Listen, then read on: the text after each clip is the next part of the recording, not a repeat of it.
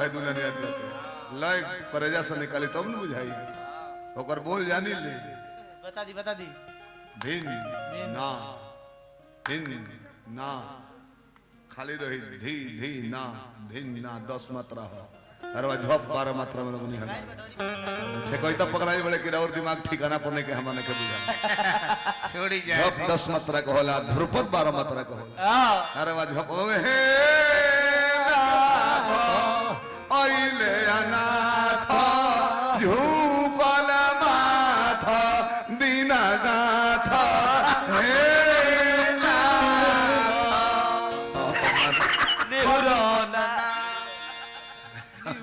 हो जाता है भाई का करी हे नथनी चाचा जल्दी अपन दोस्ती निभाई हमरा कहता नहीं कि इनका दुका भइल बा दुका हो जाई देखो भैया बढ़िया घइला रही माटी के मटका फूट जाई है चनकल घइला हो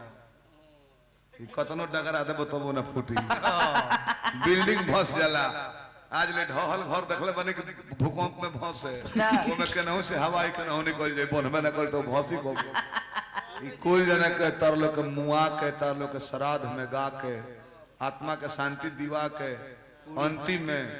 हम स्वामीनाथ कमलेश लोथा एक संग आइब जा चारों आदमी मतलब चारों सुडौल ब्यूटीफुल स्वस्थ शरीर से एगो गीत सुनाओ तारू अशोक के हां बिरह है कहां गइले है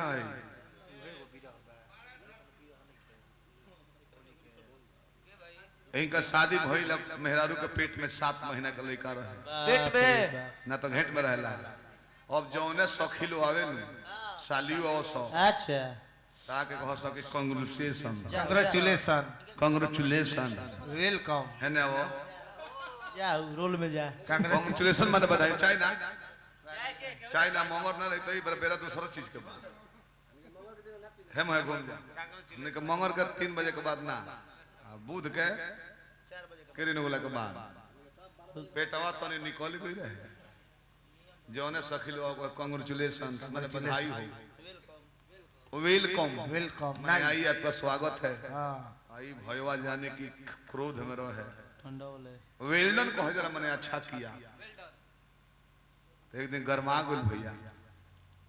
जैसे एगो आके साली कहतर की कांग्रेचुलेशन या वेलकम नाइस नाइस तले भयवा गरमाए तक चुप चुप जौने जानी आवतरी पेट सुघरा के कहतर कि वेलकम कांग्रेचुलेशन वेलकम आई भइल कैसे भाई पर केहू ध्यान देता आय कब हमरो ला पर धके कहसन कि वेलडन वेलडन तुमने अच्छा काम किया है जिसका रिजल्ट सामने दिख रहा है वेल्डन की तुमने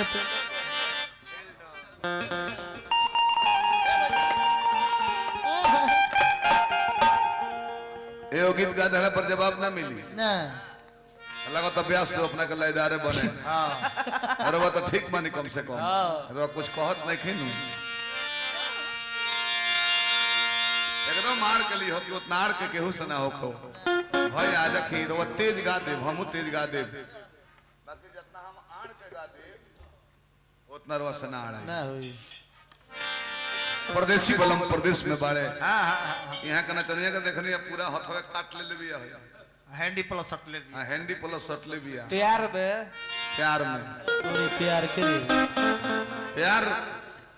प्रेमिका के यह मतलब हाथ काट लो प्रेमी के मतलब हो कि ब्लेड उठाओ अपन एथिए काट दो कि प्यार का झंझट खत्म हो जाए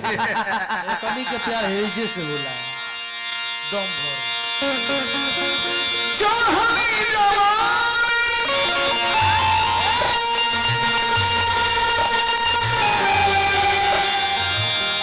महल परसानी